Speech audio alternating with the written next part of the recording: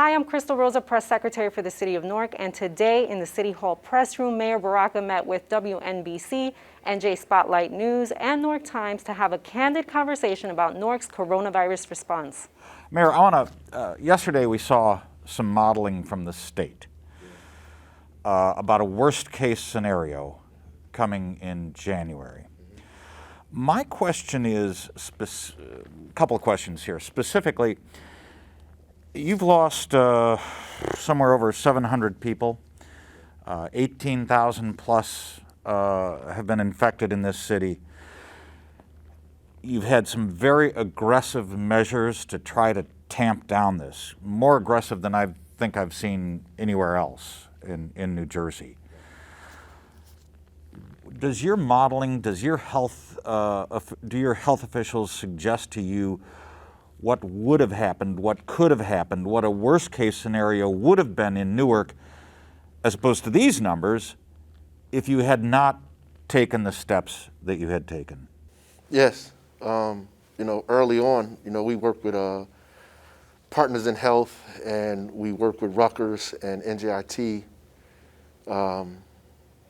So early on, when the numbers were like incredibly high, and we put the measures in place to reduce them, that was clearly with help and support from information and data that we were getting from our partners, just telling us what the infection rate, the positivity rate is, and then what the actual infection rate, or I'm trying to get all of these names correct because they're different ones. You got test positivity rate, then the rate that it will multiply itself. The RT rate. The transmission rate, right. So it was high, so we were trying to get that number down. So if one person get it, then it doesn't double or triple or quadruple. And so we were working, doing the things that were necessary to get that number down and what the data was telling us. And if we didn't get that down, based on the conditions that were in Newark, we were looking at maybe twice, 3 times what we saw in the beginning. And it's the same kind of discussion that's happening now. Everybody is talking about the holiday seasons. And the second wave that people are talking about is not the second wave that scientists are talking about, doctors. So what we're experiencing now is just really COVID fatigue and people just not doing what they're supposed to do. Second wave is about a mutation of a virus that begins to look like something else, begins to have a higher infection rate, all these other kind of things. And that's what really Dr. Fauci and the folks here in the state are talking about. That model that may appear in December, January, as they would say the darkest winter that we ever had. I mean, we've just experienced probably in the last couple of days the greatest tragedy this country has ever experienced in the history of this country. And I don't think people are, because we're in it, people are not seeing it that way. If I can follow up on that,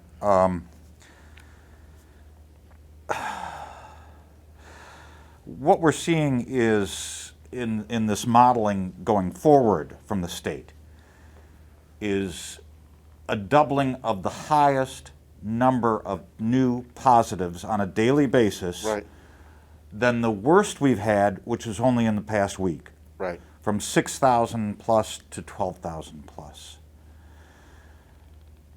In your darkest fears, how much of that 12,000, those 8,000 hospitalizations, which equals what we had last spring, would happen here in Newark? Worst case scenario. A worst case scenario, in the county, we're more than half of all of the cases in the county. Newark. In some instances, we have more daily cases than every other city in the county combined. When the state has this high number, Newark has a high number as well. So when they're talking about, when they show us that modeling, it makes me think immediately of what's going to happen here in Newark. I mean, we are at the top of that list, unfortunately, the top of the list of infections, the top of the list of deaths in this city. And so it's important. When I see that number, it scares the heck out of me, because I didn't think anything could be worse than April, but if things are worse than April, we're in seriously bad shape. In April, we were getting 30 people dead a day in Newark. It is, I don't know how it can get any worse than that. And if it does, then God help us. And if we know this, then what are we doing now? Because we're not helpless. We're not helpless. I mean, the virus is terrible, it's horrible, but we're not helpless. We have weapons that we can use to fight this. And I think it's gotten worse because the doctors have gotten better.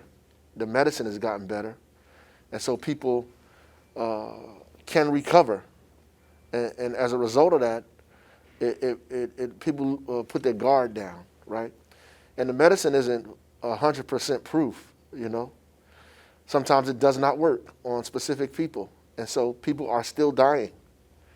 By the grace of God, they're not dying at the numbers that they were then, but they're still dying. Anytime in New Jersey, you get over 170 people die in 2 days. That's absolutely crazy, From Monday to Wednesday, we had about over 174 people in New Jersey. 90 people in 1 day. One more, Michael, please. One more follow on that. Quick math in my head. Your new cases numbers in recent days, and this is on the same line, is roughly 4 to 5% of the new cases in New Jersey. Right. I'm averaging about 200 a day for you, sometimes a little Yes. less, sometimes a little more. That's right. And assuming about 4,000 a day across the state. That's about 4 to 5%. That's right. 12,000 cases a day at 5% is 600 new cases a day. Right. We've never had that. Yeah. Can you imagine that number here? What would happen to Newark if you had 600 cases a day? I mean, the hospitals would be overrun, obviously. The death toll would grow no matter how good we are in the hospital. People are going to die from that at higher levels. We're going to have to do some things in Newark. I'm going to have to implement some things in Newark that people are not going to like. Such as? Whatever, so I'm not just doing this stuff arbitrarily. Like, I'm not just waking up in the morning and say, oh, I want to do this. Whatever is recommended, whatever the health department, our partners, and everybody suggests. And so what we do know is that if everybody wears a mask, then the transmission rate is low. We also know if you wear a mask and stay 6 feet apart, that is lower. We also know if you stay in your own house, that is almost next to none, that you'll transmit or catch the virus. And so those scenarios are the best scenarios to keep people safe. And so whenever we can do that, so like people don't understand the 10-day lockdown. What people have to understand is what the doctors and scientists clearly understand is that there's no way you can really curb what people are going to do on the holidays. You can't tell. They're going to do whatever they want to do. They want to see their family, especially now because of the fatigue. They haven't seen their family in 4 or 5 months. They want to see their family. They want to go out. They want to have parties. They want to do these things. Even in their homes, they're going to do all these things. What we can't do is facilitate the spread. So the anticipation is that the infection rate is going to increase over the holiday season because more people are going to be around each other. If you allow for people to congregate in public after they've done that, then you've multiplied the infection rate, right? So we have a private party, and there's 10 private parties because it's Thanksgiving, and we infect 15 people in our homes. Then we inadvertently we go to different restaurants in the city the next day or different places to go hang out, bars, barbershops, beauty parlors. We go to all of these places after we've got it out of our home from our house party. Then we spread the virus exponentially in the community. We have a larger community spread, right? because of that. And because it's asymptomatic, look, I done hung out with my grandmother's house. It's 15 people in the house. 5 of us come out of there infected with the virus. I decide to go to a Dega. This one decides to go to City Rub. This one decides to go to the local bar. I got my hair cut up the street. We spread it throughout the community. And so the logic is, let's shut it down publicly. And then when people get infected, give them the quarantine time to stay at home. Get tested, stay at home to reduce what probably could be worse than what you're seeing, because we forced people not to congregate even further than they already did. And that should have happened, by the way, across the entire state. We have more holidays coming up. Some worse. Christmas, Three Kings celebration in the Latino community, the New Year's Eve parties and so forth and so on. So those events are just not the scary part, because people are going to go to those events. What are they going to do the next day is the scarier part. Mr. Mayor, what was the impact of the 10-day lockdown and the ironbound and the overall in the city? So you really can't measure that until afterwards, because like that week you'll see the numbers go down. People say, oh, the numbers go down. The Ledger report, oh, the numbers went down. But that's not really an honest portrayal of it, because if you get tested on the week that we shut down and it comes back positive, you probably contracted it the week before, you know. And so as we lock down, the only way you can, as our partners say, the only way you can measure that is maybe 2 or 3 weeks after that to see if it had a real impact. And then even still, even still, the anticipation is that the numbers will increase slightly, because you can't control people going into other people's homes and the travel that they did.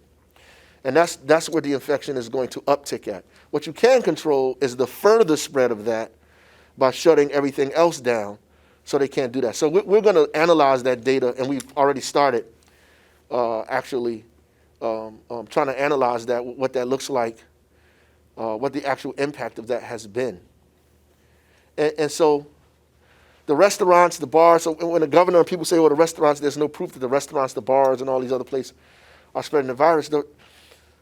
We know initially that people are getting these things from their workplace, and they're spreading it in their home. We know that that's happening.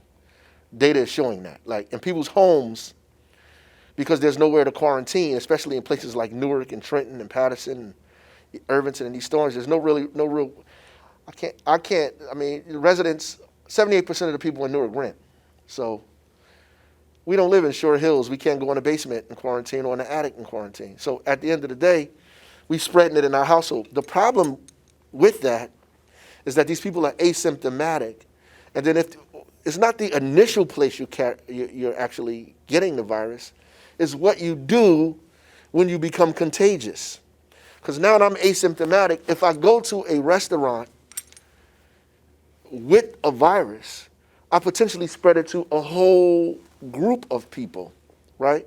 Or a dance, or an event, or a bar. Then you spread it to more people. It's not just about the initial infection. It's about what you're doing to curb the spread or the transmission of the virus.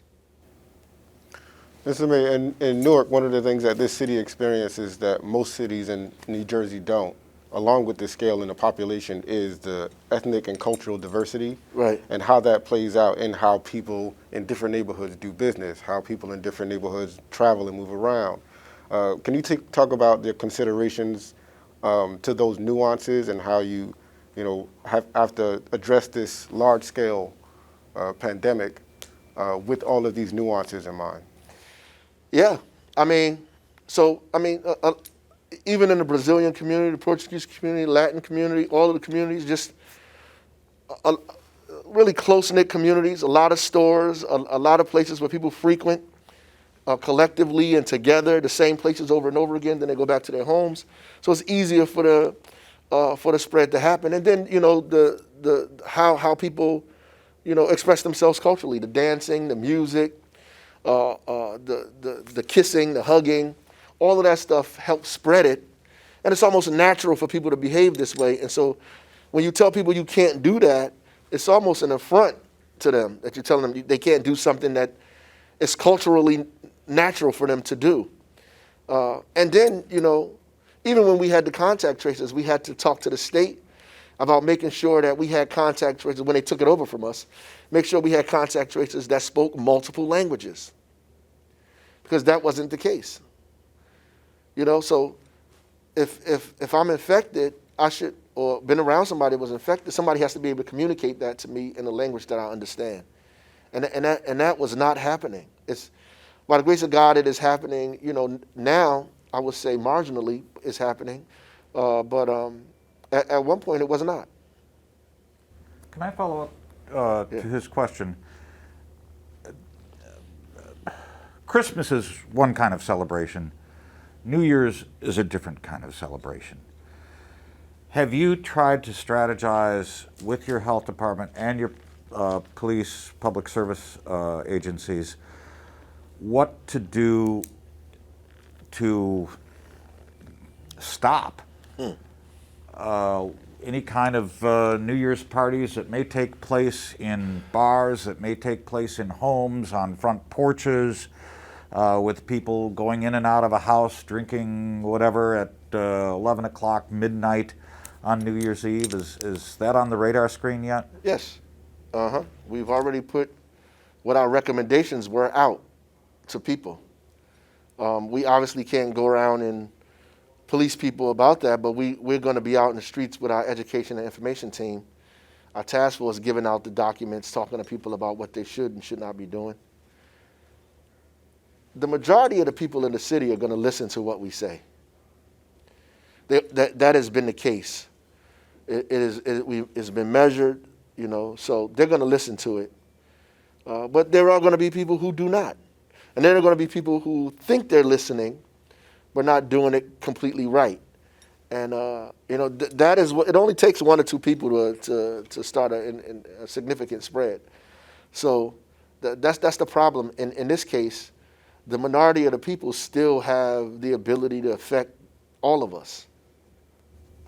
And as a follow-up to that, will there be any kind of enforcement that night? We're going to have presence outside. Yep, we're going to have presence. I don't know what in terms of enforcement, nobody's going to get a fine or arrested or summons for being out in the street for doing different things like that.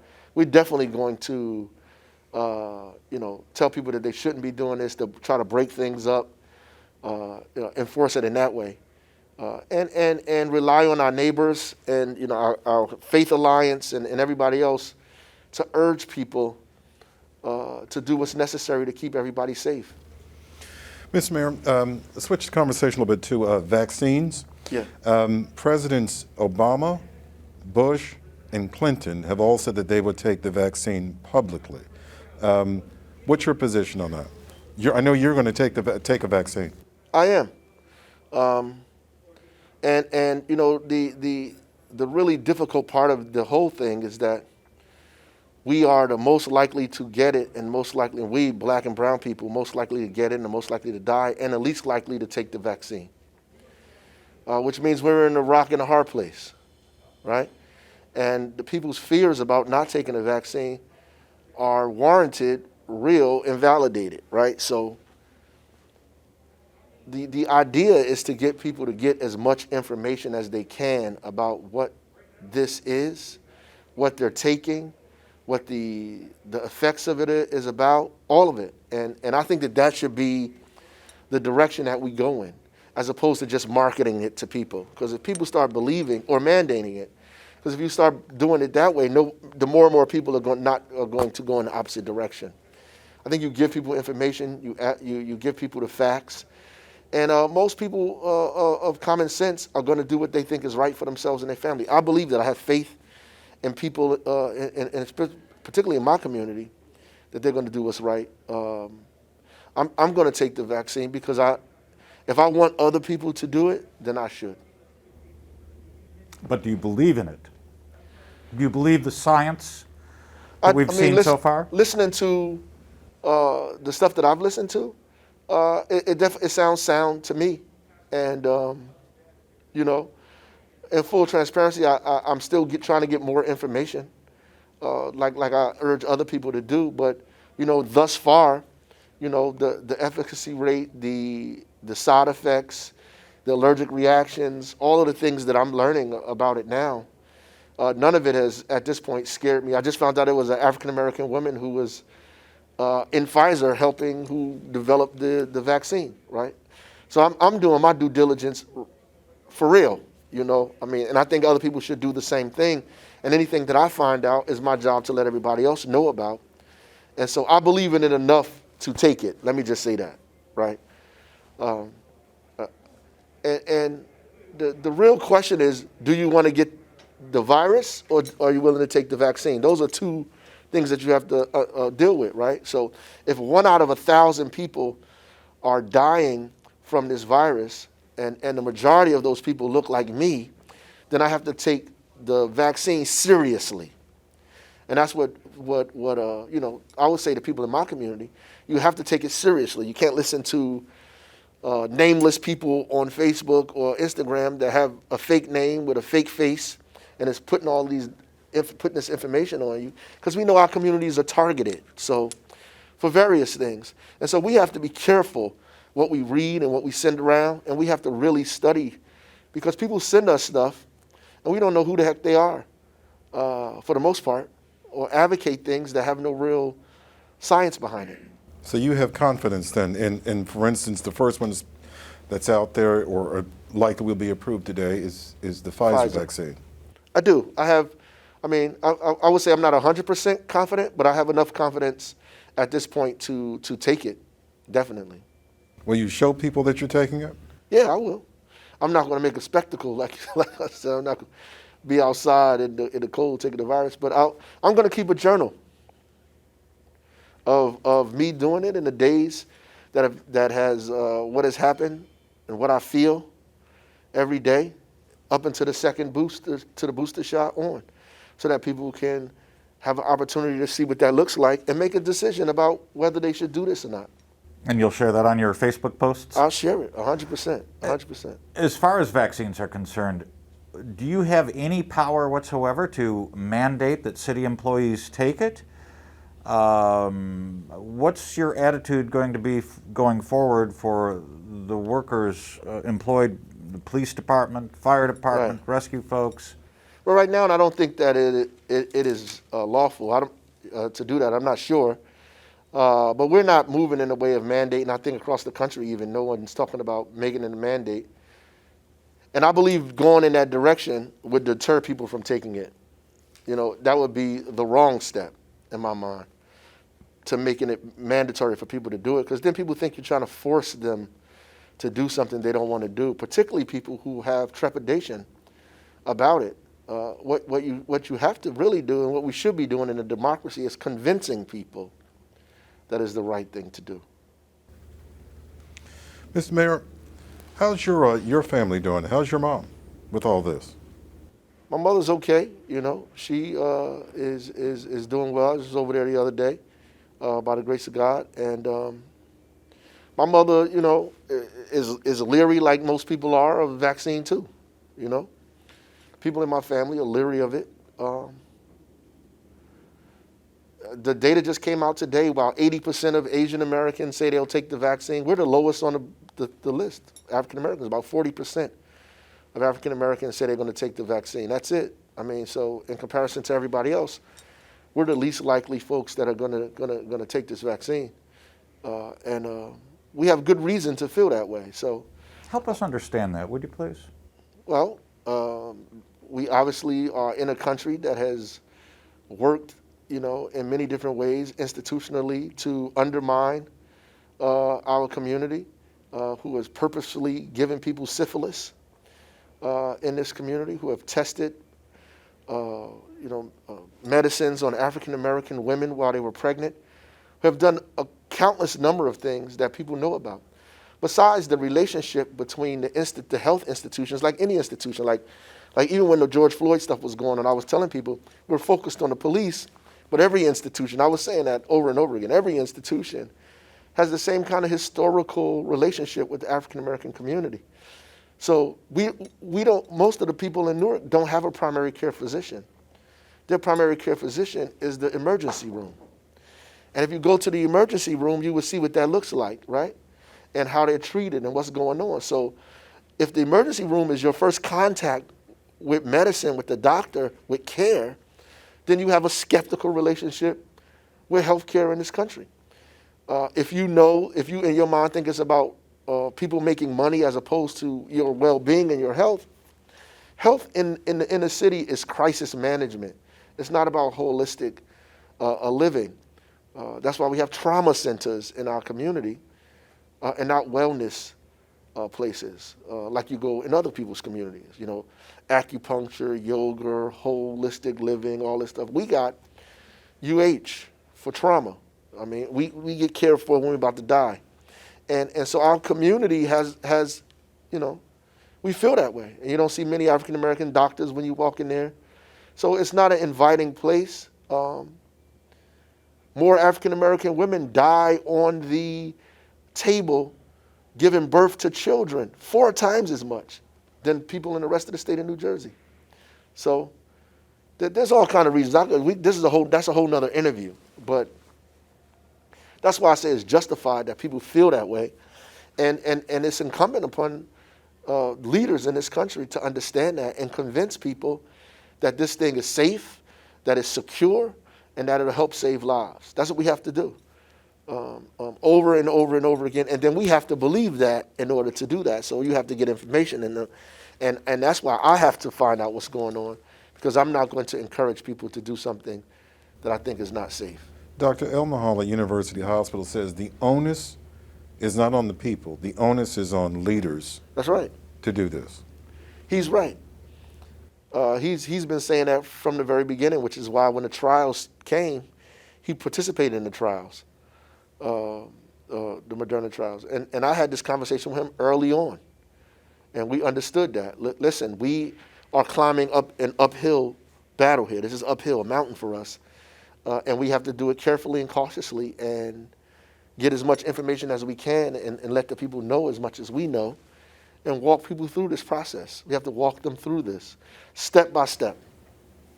To that point, can you speak to any other corporate partners, community partners, anchor institutions who have done an especially good job, whether it's working with their staff, whether it's working with the community that they communicate and deal with, small businesses?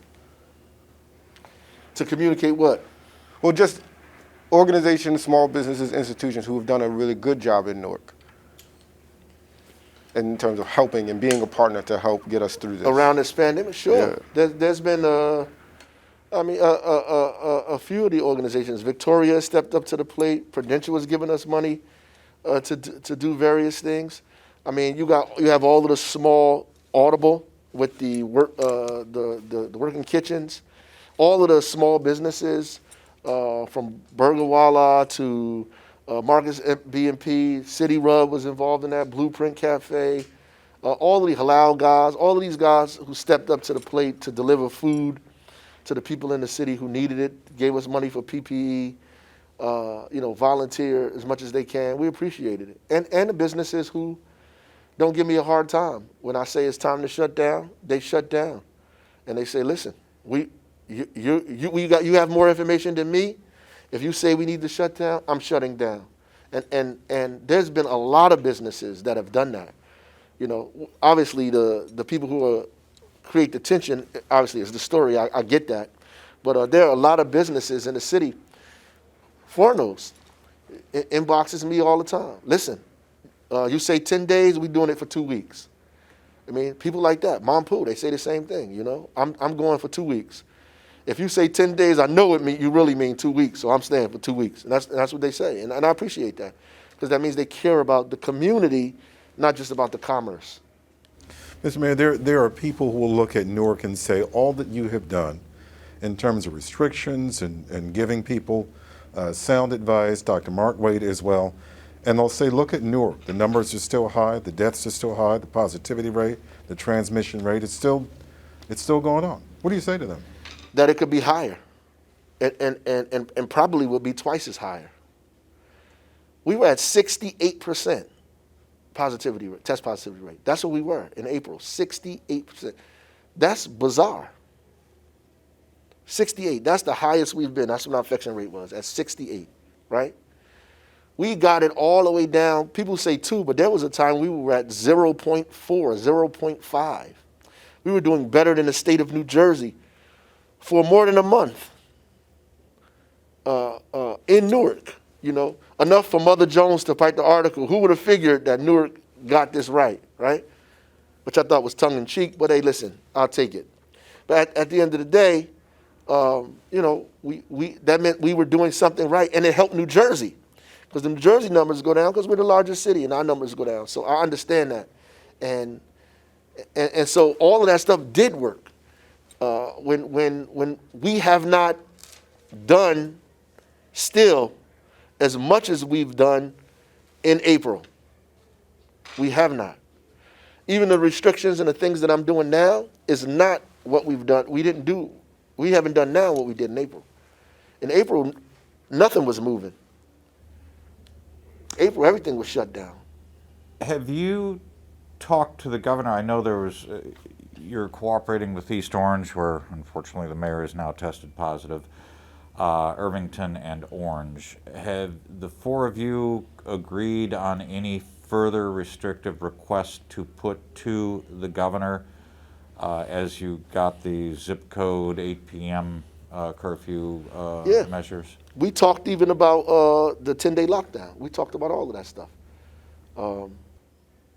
The state didn't bite on it, you know, obviously. You know, I did it anyway. I just felt like I had an obligation to. And I wish that they would have done it across the state. It would have been easier for us. I think the numbers would have been better. It would have been less of us out there fighting and finding and talking to people. And they wanted to do the same thing. And they did a variation of it based on what, you know, kind of cooperation they would get. The problem is if we come out with something that's different what the state says, the state can override us, and people in the city look at that and they use that division, like mother and father, to continue to do what they want to do anyway. And that's what's happened. That's what's happening, and that's what happened. And I don't want to get in no fight with the governor in the state about this, because one, I understand that the governor has done a good job at this, comparatively speaking, in terms of the other states. And I'm glad that I'm not in. I have friends, colleagues in other states, the mayors, who are having rough times. In Dallas, you know, the mayor of Dallas is having a rough time. He's having a rough time. You know, Atlanta, Keisha Lance Bottoms, you know, they're having rough times, you know, because their governors are doing completely the opposite of what they're trying to do. It's making their lives difficult. I don't have that issue, and I'm glad about that. But we do have nuanced differences here in the city, because equality is not the way. Equity. If I gave both of you $5 and you already have 10, now you have 15 and you only have 5. That's not equity. So if we know that in Newark we are getting the virus 3, 4, 5 times more than other people in the state, then we have to do 3, 4, 5 times more in Newark than we do in other places. The problem is people begin to feel targeted, and that is because of history of this country. I get the same problem in Newark. So if I do extra measures down in the east, then people say, oh, I'm targeting people in the East Ward, or I'm targeting the Portuguese and Brazilian communities. When I took the basketball rims down, the young guy said, oh, you're not doing this to the soccer field. So you're going to get that. You just have to have the strength to battle through that and give people the truth. And most people are not going to buy that. Once they understand what's going on, the common sense will let them know this is what needs to happen. And the only thing we can chase is the infection rate. We're chasing a virus. That's what we're doing. And unfortunately, because of inequity, the virus is more rampant in our community. And so they have to take a different approach here in Newark with everything. Even when they started doing curbside, and I had an argument with them about doing the curbside stuff. I told them it's different in Newark than it is in other places. You can't just 50% of the people don't even drive in this town.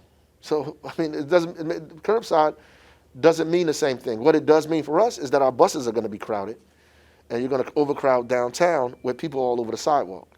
Do you have any new proposals to put forward to the state, the four towns, cities, in the coming days? Yep, we're supposed to meet. We're going to meet soon and talk about what we can agree on, and propose it to the front office down there and say this is what we need to do going forward. What would you like that to be at this point? Well, honestly, what should have happened is what LA County did. We needed a good 2 or 3 weeks, really. We should have done that. We should have done a 2-week or 3-week lockdown. We should have put money aside for the businesses that are going to be affected by this and make sure they're taken care of through these 3 weeks, through this period. Get the private sector and the public sector and the federal government to help out, the state government to help out. That needs to happen. It needed to happen. I don't know what they're going to do going forward because of the vaccine is coming and people are hopeful about that. So I don't know where they are with that. But also, a full-fledged education campaign about the vaccine needs to go throughout the state. That's what they need to be focusing on now, particularly in these communities in multiple languages.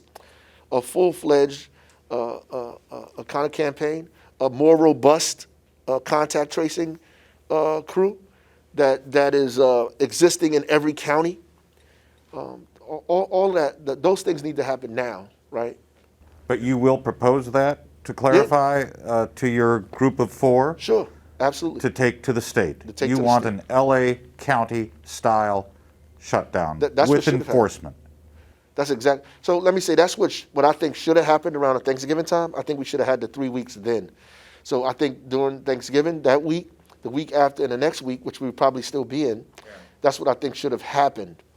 I know now as the state is wrestling around trying to prepare for this vaccine, which is what they're doing on these calls now, I think that's what they're going to be focused on. So whether it's plausible for the state to do that at this point might be problematic. I think we missed the boat, or we missed the window on that.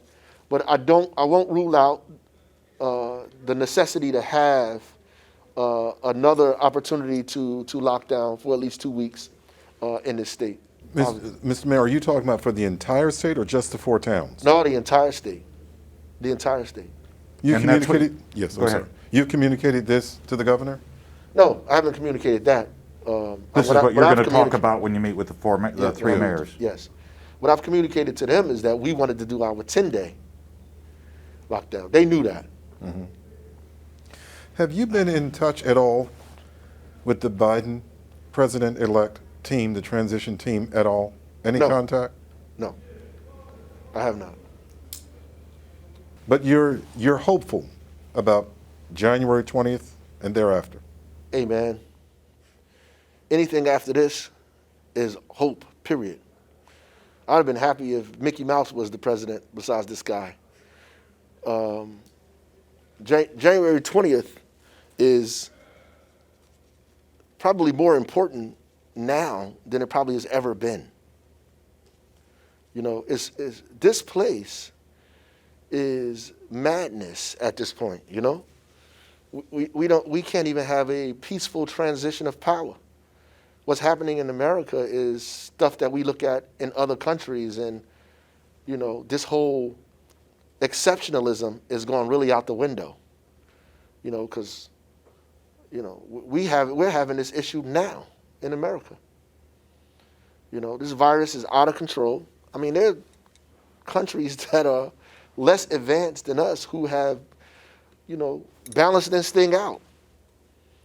It's ridiculous to me. It's completely ridiculous. It's unbelievable. It's like every man for themselves. That's what we are. That's how I feel. I certainly feel that way as the mayor, and I'm sure a bunch of mayors feel the same way. Every person for themselves. We out here on our own, trying to figure out a world pandemic in your city by yourself, on your own, with the local resources you have. We got to put up $2 million here, $3 million here, $4 million here that we don't have for businesses, for rent, for this, for that, closed down, and we have to partner with our own public health people and figure out a pathway forward yourself in a pandemic. It's ridiculous. That's a national undertaking. There should be a playbook that all of us are following. A statewide, a local playbook. Go to page 4, A, B, C. This is what you should be doing. There should be a playbook. Nobody should be having to make these mistakes with people's lives over and over again and guess with this work. It's ridiculous. It's unfair. It's ridiculous. And people need to really understand where we are. I don't think people, because we're in the middle of it, they're not in the meetings that I have to be in. They don't see how crazy this situation is. There's no way. 20 people die in a long-term healthcare facility in one long-term healthcare facility. I mean, that's like, I don't understand what's happening. I don't understand how you don't marshal all of the resources that you have in the country and the state to deal with stuff like that. I just don't understand. This year has been a one-of-one, not only because of the pandemic, but also because of the nation's attention on things like George Floyd's murder, things like Breonna Taylor and Ahmaud Arbery and countless others. But the fact that there's heightened attention on those things, this year was an election year. Yeah. While all those things are happening, the garbage still has to be picked up. And there's still a need for trying to bring down unemployment rates and job creation. How do you manage that, not necessarily high-low, but these incredibly expansive things that you have to attack, as well as day-to-day running a city? You can't, the problem is you can't let one falter for the other. And you're right, it is more work that you have to do to solve problems that actually been in place for 50, 60 years. You're still battling with those problems, the endemic issues, and then the regular stuff that you have to do, pick up the garbage, clean up the streets, replace lead service lines, do all these other things. You still have to keep those things going while your employees are getting sick. So it is difficult. We have to meet twice a day. We have to talk twice a day. Everybody, school system, housing authority, all of the directors. We have to brainstorm every day, twice a day, about what it is we need to do, what we're on top of. We probably have more. I think we made Zoom rich ourselves in the city of Newark. We have to go over this stuff so much over and over again to make sure that we're covering all bases. People still need their birth certificates. People still need death certificates. People still have to pay taxes. People still have to come down here and do the regular things. People still want their garbage picked up. You can't leave a bunch of garbage outside. They don't care if 50 people from DPW got sick.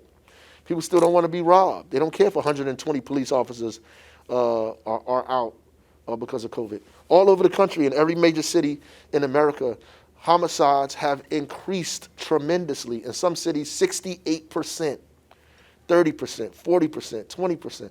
By the grace of God, right? Though we have an uptick in the city of Newark because our numbers were so low in the beginning, we're not on that 50 state list of everybody who's went up exponentially like that. Like in the first 3 months of the year, we only had 2 homicides, which is like unheard of. And so by the grace of God, our numbers were low. So when we got our little uptick during COVID, it didn't hit us as hard as it hit everybody else.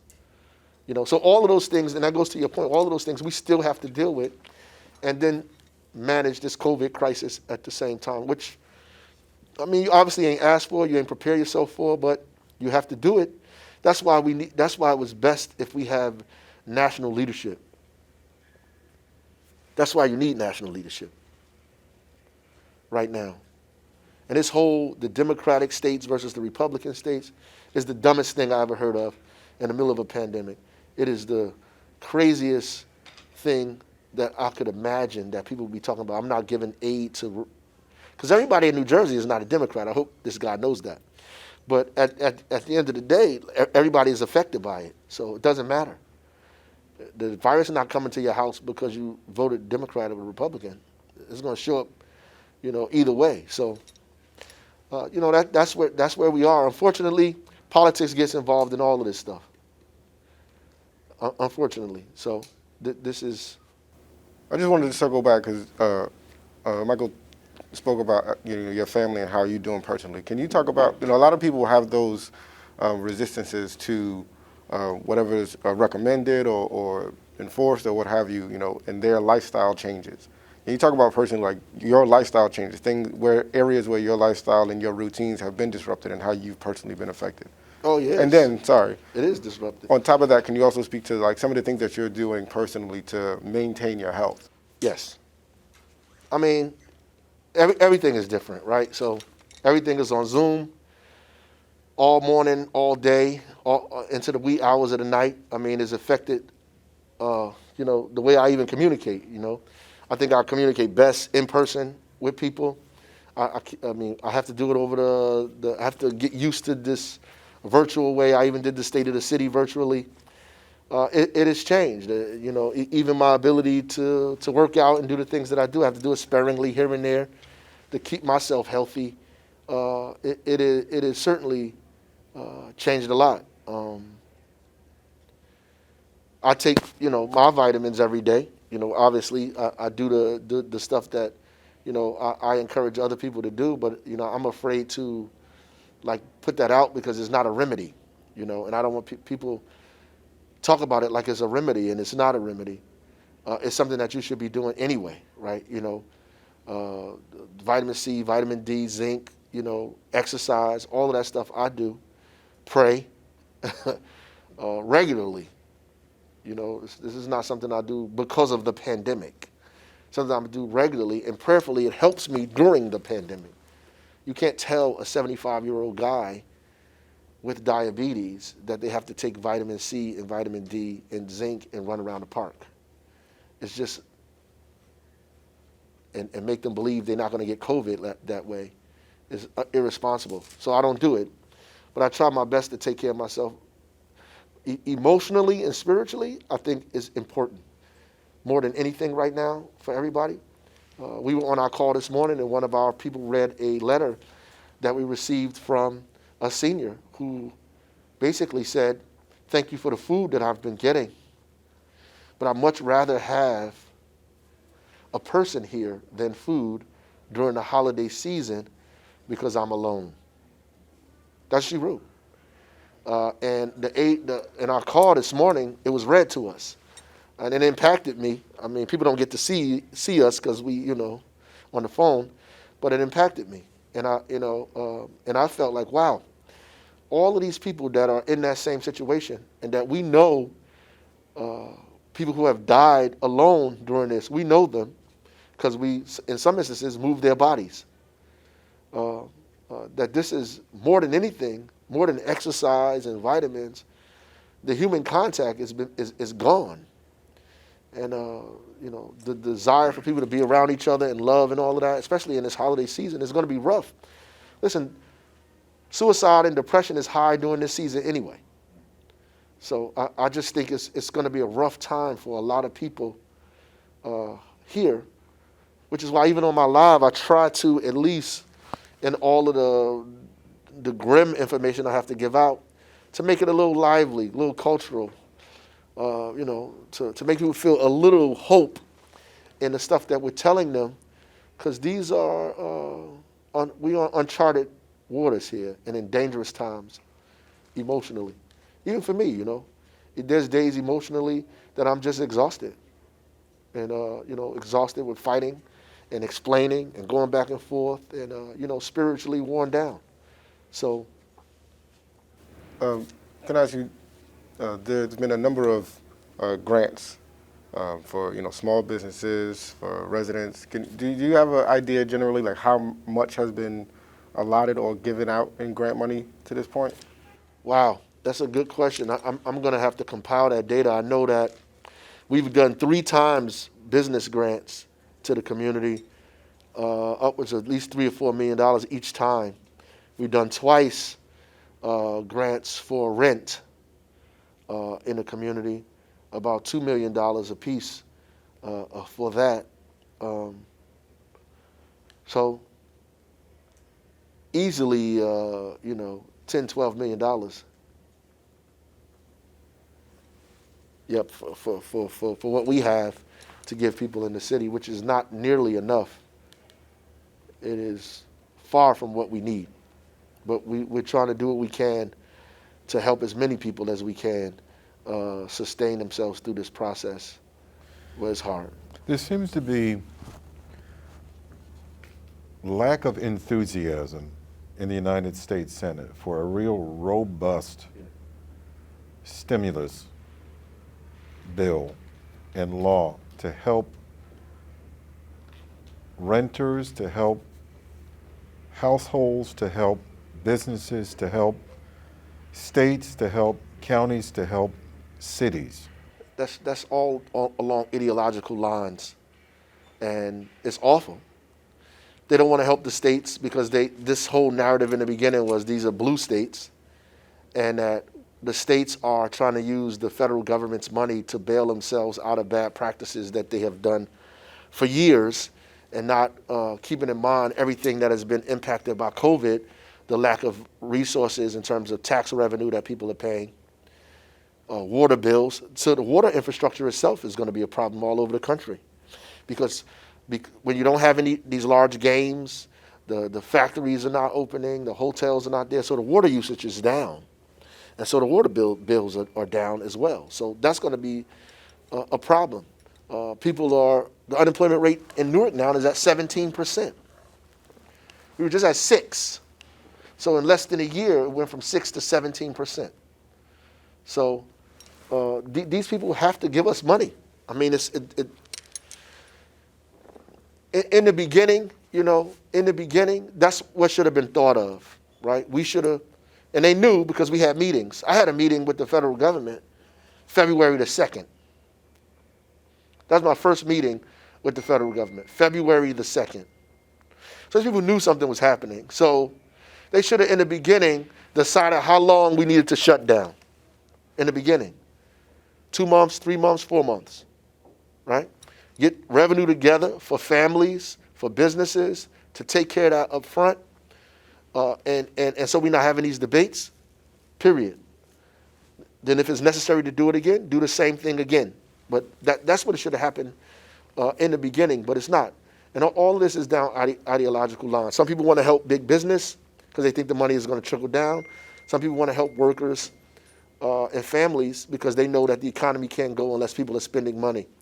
So that debate is raging in the Trenton now. In D.C. now, and hopefully there's some light at the end of that tunnel, where we could get a robust stimulus package that's going to help.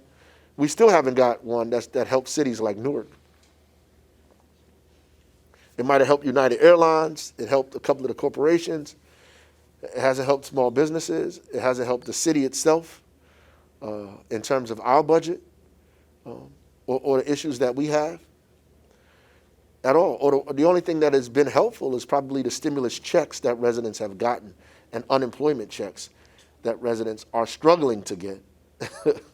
So, Thank you, man. Yes. Thank you. Appreciate it.